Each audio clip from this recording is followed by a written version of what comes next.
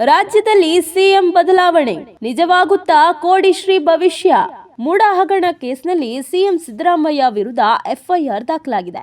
ಸಿದ್ದರಾಮಯ್ಯಗೆ ಇಂಥದ್ದೊಂದು ಸಂಕಷ್ಟ ಬಂದೇ ಬರುತ್ತೆ ಅಂತ ಈ ಹಿಂದೆಯೇ ಕೋಡಿಶ್ರೀಗಳು ಭವಿಷ್ಯವನ್ನ ನುಡಿದಿದ್ರು. ಇದೀಗ ಕೋಡಿಶ್ರೀ ಮತ್ತೊಂದು ಸ್ಫೋಟಕ ಭವಿಷ್ಯವನ್ನ ನುಡಿದಿದ್ದಾರೆ. ಸಿಎಂ ಸಿದ್ದರಾಮಯ್ಯಗೆ ಇನ್ನೊಂದು ಮಹಾಕಂಟಕ ಕಾದಿದ್ಯಂತೆ.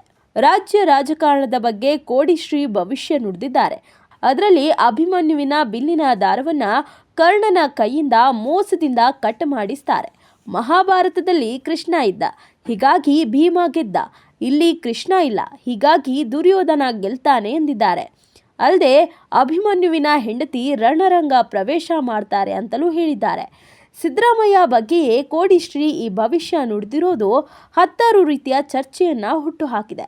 ಸಿಎಂ ಸಿದ್ದರಾಮಯ್ಯನವರು ರಾಜೀನಾಮೆ ನೀಡ್ತಾರೆ ಅಂತ ಅಭಿಮಾನಿಗಳು ಟೆನ್ಷನ್ನಲ್ಲಿದ್ದಾರೆ. ಅಲ್ಲದೆ ರಾಜ್ಯಕ್ಕೆ ಮಹಿಳೆಯೊಬ್ಬರು ಮುಖ್ಯಮಂತ್ರಿ ಆಗ್ತಾರಾ ಅಂತ ಹೇಳಿದ್ರು. ಅದು ಕೂಡ ನಿಜವಾಗಬಹುದು ಅಂತ ಸಿದ್ದರಾಮಯ್ಯ ಅಭಿಮಾನಿಗಳು ಮಾತನಾಡಿಕೊಳ್ತಿದ್ದಾರೆ. ಈ ಹಿಂದೆ ಕೋಡಿಶ್ರೀಗಳು ನುಡಿದಿದ್ದ ಭವಿಷ್ಯಗಳು ನಿಜವಾಗಿದೆ.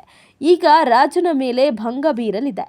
ಕೇಂದ್ರ ಮತ್ತು ರಾಜ್ಯದಲ್ಲಿ ಅಧಿಕಾರ ಚುಕ್ಕಾಣಿ ಹಿಡಿದವರ ಬದಲಾವಣೆಯ ಸಾಧ್ಯತೆ ಇದೆ. ಆದರೆ ಸರ್ಕಾರಕ್ಕೆ ಏನೂ ತೊಂದರೆ ಇಲ್ಲ ಅಂದಿದ್ದಾರೆ.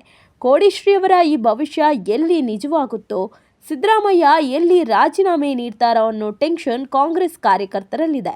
ಮತ್ತೊಂದು ಕಡೆ ವಿಶ್ವ ರಾಜಕೀಯದ ಬಗ್ಗೆಯೂ ಸ್ಫೋಟಕ ಭವಿಷ್ಯವನ್ನ ನುಡಿದಿದ್ದಾರೆ. ವಿಶ್ವದಲ್ಲಿ ಯುದ್ಧ ಹೆಚ್ಚಾಗುತ್ತೆ, ದೊಡ್ಡ ದೊಡ್ಡ ನಗರಗಳಿಗೆ ಅಪಾಯ ಕಾದಿದೆ ಎಂದಿದ್ದಾರೆ.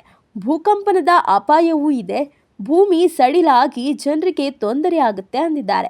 ಆಕಾಶದಿಂದ ತೊಂದರೆ ಬರುತ್ತೆ ಎಂದಿದ್ದಾರೆ. ಈಗಾಗಲೇ ಇಸ್ರೇಲ್ ಲೆಬನಾನ್ ನಡುವೆ ಮಹಾಯುದ್ಧ ಶುರುವಾಗಿದೆ.